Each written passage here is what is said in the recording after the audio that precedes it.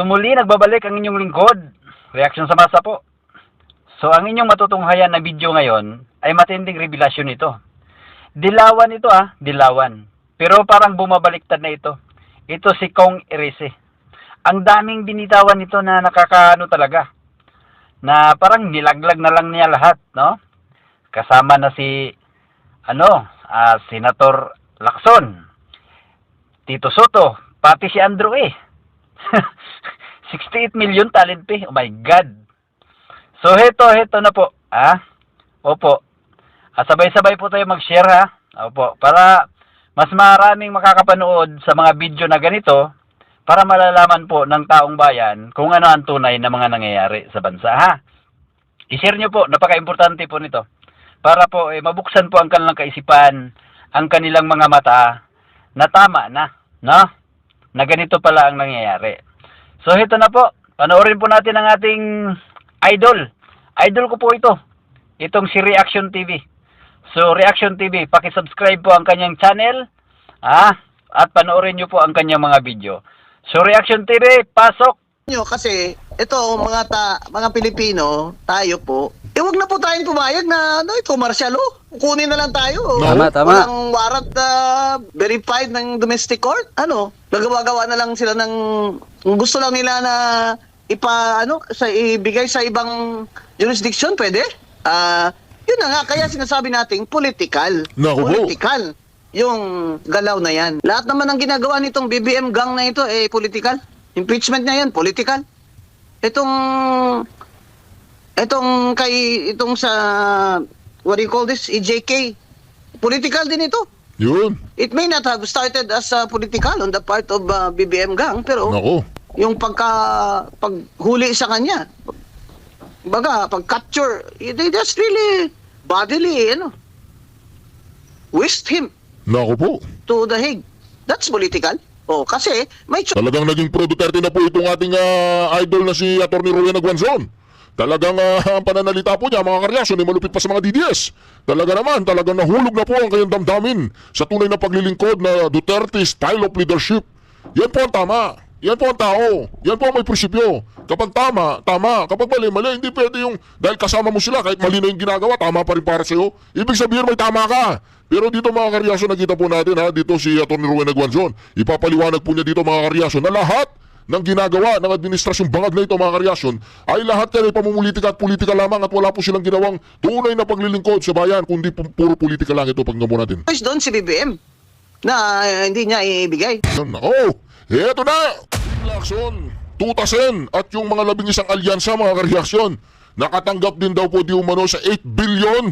Yung 8 billion po na ipinangampanya nila, galing po sa flood control di umano, pakinggan po natin ito. Tutasin, Ping Lacson, kaya ayaw nyo palang ipatawag itong si Yusek Bersamin, kaya ayaw nyo ipatawag yung mga nasasangkot dito kay Kong Lebiste, ay dahil sangkot din kayo, tumanggap din kayo, Yung pinakita sa akin ang mga text messages, merong ibang issue, not just Nako po, just the campaign. lagot na. May mga national issues na pinapatrabaho si Presidente kay Yusek Bersamin.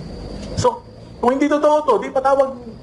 Kung totoo to, hindi to, malalaman natin kung papatawag na Senado si Yusek Bersamin, si E.S. Bersamin. Di ba? Patawag lang. Para magkaalaman. By the way, ni-reveal yan ni Congressman Tinio February 9. Ano nung date na ngayon? February 16. Narinig nyo ba na nag-deny si Yusek Bersamin? Di ba? Narinig nyo ba na nag-deny si E.S. Bersamin? Yun. Hindi sila nagde-deny. Si Leandro Libiste ba nag-deny na kinausap niya kaming 5 congressman? In 4 occasions, nagharap-harap kami together with 4 other congressmen. So, it's worth investigating. But it seems that Senator Lacson is committed or had committed not to investigate the Bersamins. Sin of omission. Congressman, kung ganoon, cover up talaga. Cover up. Complete cover up. Yes, and a cover-up will require a series of cover-ups. Kaya hindi po matatapos ito. At kung hindi natatapos dito, sino tatamaan? Yung ekonomiya. Kung tatamaan ang ekonomiya, sino tatamaan? Yung pinakamahihirap nating mga kababayan. Nako, lagot. Ito na. Headline ngayon sa Dyaryo, sabi yung Senate Blue Ribbon Committee, hindi daw kayo imbitahin for the investigation. Na chismisan daw. Ito na! Well, hindi po chismis kasi Nako. yung 5 congressman, inimbita ni Congressman Lebiste. Yun. Nakita sa amin yung files na naglalaman ng text messages between the President and Yusek Bersamin. Nandun po, nakalagay doon, 7 billion. Nag-report siya kay Presidente, natanggap na lahat ng 7 billion at March 24 po yun, 2025. At susunod niya yung kwenta kung saan-saan napunta yon. Ito na! At may mga napunta doon sa mga kandidato na alyansa. Nako! 12 po yung kandidato na alyansa, 11 yung nabigyan. Nako po! Yan ang sinasabi natin. Kaya pala walang magawa kung hindi. Kaya pala walang magawa si Cayetano, si Pia, walang magawa si Camille, walang magawa si Tutasen, walang magawa si Pinky Lacson. Sino pa ba mga nanalo nun na kasama ng alyansa? Kaya pala wala silang magawa. Dahil sila man din ay tumanggap. Naku po, yan ang sinasabi natin. Pag lumabas yung listahan, kung magkano ang tinanggap nila, na nandun sa listahan, ako, magkakaalaman dito, mga kareaksyon. Magkakaalaman dito. Yusek Bersamin. Nandun po, nakalagay doon, 7 billion. Nako. Report siya kay Presidente, natanggap na lahat ng 7 billion. 7 billion para sa alyansa ng mga putang ina. At March 24 po yun, 2025. At susunod niya yung kwenta kung saan-saan napunta yon. At may mga napunta doon sa mga kandidato na alyansa. 11 po yung kandidato na alyansa, 11 yung nabigyan. Lahat po nabigyan. So including Senator Lacson. Oh! Senator Lacson and Senate President Tito Soto nabigyan. No! Alam po na hindi naman nila alam kung saan galing yon. Kaya pala kinakabahan yung mga tratado ngayon. Dahil ngayon lumilitaw na yung tinanggap nilang pera ay galing doon sa 7 billion na nanggaling kay Yusek Bersamin, na nanggaling sa walang hiyang flood control anomaly. Kaya ngayon, alam nila yan. Alam nila yan. Halimbawa, nabigyan lahat ng alyansa ng tigpa 500 million kasi 500 million daw mga kareaksyon eh. Ang kakailanganin mo para manalo ka bilang senador. Ito ang pinakamalala ngayon, 11. Sino yung isa na hindi nabigyan? Yung isa na hindi nabigyan, umalis ba sa alyansa dahil hindi nabigyan? Ang dahilan ba bakit hindi nabigyan? Ang dahilan ba ng pag-alis ng isa na yan dahil hindi siya nabigyan? Problema doon. Natural lang naman na yung mga national candidates sinutulungan ng kanilang mga kapartido. Di ba? So, may napunta kay Andrew E. 68 million, talent fee. Nako! At yan ay dumaan lahat kay Congressman Toby Chanco. Ang ginawa ko, pinunta ko si Kong Toby. Dahil kaibigan ko naman yan. Tinanong ko siya, totoo ba yan? Sabi niya, totoo. Nagsalita dito to. Totoo. Ito na si Rese. Kumanta na. Tinawaran ko nga yan si Andrew E. Nagpatawad ewan ko bakit 68 billion pa rin yun nakalagay na nagbibiro sa akin si... O di ba? Ibig sabihin nito si Toby Chanco, alam niya po yung money trail. Kasi siya yung campaign manager eh. Alam niya yung 68 million kay Andrew E. Ako, alam niya ang Andrew E. ka, nayaman mo pala. Ayaw mo bang ibalik yun, Andrew E.? Ayaw mong ibalik yung 68 million para sa bayan? Ayaw mong ibalik o wala na? Sinasabi natin eh. Si Kong Toby. So, hindi ko alam, pero kasi na parang out na siya noon sa umalis na siya noon sa. So, ibig sabihin, ito pa lamang ay worth investigating na. Naku po. May facts eh. Di ba may facts? These are facts.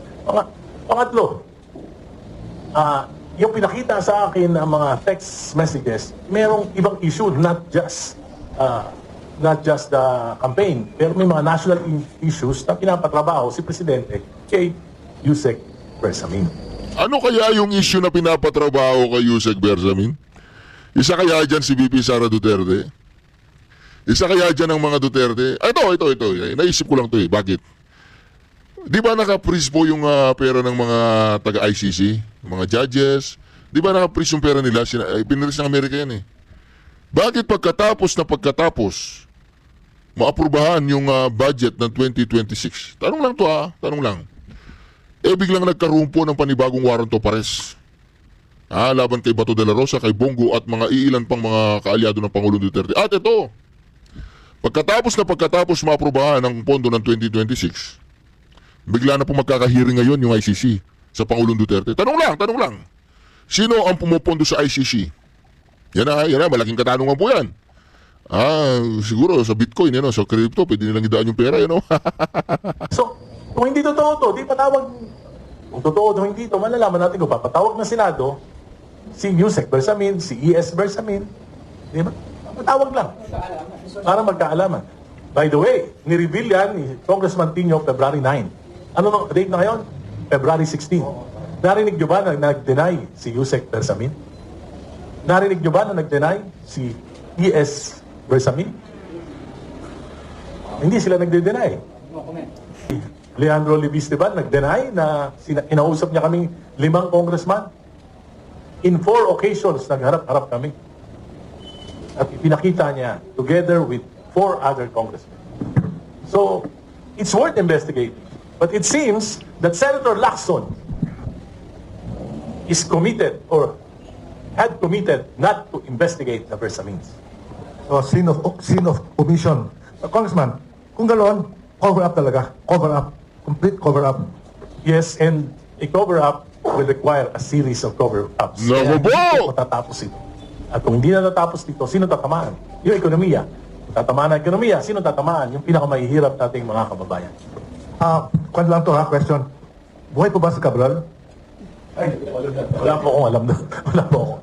Anyway, can I change the subject? Yung sa China, kasi yung kakaroon ng issue ngayon sa Congress, sa Senate, with regards to Terriela's statement and the Chinese embassy's reaction. Ano pong take niyo dyan? Nung tinanong ko Nakikinabang kung buhay din pa si pala Cabral, tumawa lang. Wala pong alam dyan. Buhay si Cabral. Patay na daw po, mga karyasin. Kala ko buhay. The chief architect of foreign policy is the president. So, kung ako po ang tatanungin nyo, hahayaan ko na po yung Pangulong dumiskarte. Bakit? Marami po siyang kaalaman, intelligence information na hindi alam naming mga politiko. So, dapat, presidente ang manguna, dapat maging malinaw yung posisyon ng presidente dito. At kung ano man yung maging posisyon niya, dahil ito po ay foreign relation, dapat suportahan natin siya. Okay, another question to Congressman. Si Freddy Topacio filed, I think, a case, diba, a few days ago against Soto, no? Ano po ang take niyo dyan? Yung kanyang petition? Marami na po akong laban. Ayoko na makialam sa laban ng iba. Okay, guys, any more questions, please? Mukhang nakuha niyo soundbites. Yes, sir. Identify yourself. Ethan Rob Juice Tabloid and 96.7 News FM. Kung nararapat pa bang manatili itong mga senado at Congress, wala namang ginagawa eh. May mga usap-usapan, tanggalin na lang. Mas makakatipid pa yata Pilipinas dyan. Hindi naman po. Yung institusyon ay dapat natin igalang sapagkat yan ay bahagi ng ating saligang batas. At madali pong mag-akusama. Naniniwala po ako na marami pa rin matitino na congressmen at mga senador. Kaya lang po na dahil dito sa mga issue at dahil din na, alam nyo, yung ginagawa ko ito, napakamahirap na itong ginagawa ko na ito dahil may mga epekto ito sa aking pagiging isang kinatawan at politiko. Subalit, sa tagal ko po, I've been serving our country for the last 50 years in various capacities. So, para sa akin po, baka ito na po yung mga huling panahon ng paglilingkod ko. Gusto ko naman po na kung ano yung sa tingin ko yung magiging tungkulin ko ayon sa aking mga discernment. Na ang batayan ko po ay ang aking mahabang karanasan, ang aking mga iniidolo. At siyempre, yung batayan ko dito ay matindi kong pananampalataya sa ating Panginoon. Gagawin ko na lang po yung sa tingin ko yung nararapat. Very good. Yes. Sige, okay, quickly. Kanina yung tagal ka na nanukat and then naging super vocal ka talaga against sa corruption and directly of course sa administration. May mga threat ka bang na-receive or may mga tao na sabi na maglayo ka? Wala naman po, in fairness. Wala naman po. Dahil kung nagsasalita po ako ay pinipilit ko po na maging magalang kahit na masakit yung aking mga sinasabi. At naniniwala po ako na wala akong sinasabi na hindi totoo. At kung meron man po yung makakapagpatunay na may hindi totoo akong sinabi, ako po ay hihingi ng public apology. Pero sa ngayon po, ang lahat po ng sinasabi ko sa totoo lang. Well, the truth hurts, di ba? Ang problema ng ating bansa, truth decay. Yes, ma'am. Go ahead. Kung Salvation Department from Runda Balita, Pilipinas, itatanong ko lang kung ano po yung masasabi niyo kung dun sa Blue Ribbon Committee na during session, pag nabanggit po yung pangalan ni Romualdez ay na-deletion po yung session. Ano po komento natin? Kasi it regards po yan sa flood control na pinag-usapan. Well, I think na-compromise na po ang Blue Ribbon Committee ni Senator Lacson. Kasi po, bukod dun sa kanilang political struggles for the leadership of the Senate, sa tingin ko po, meron silang ayaw na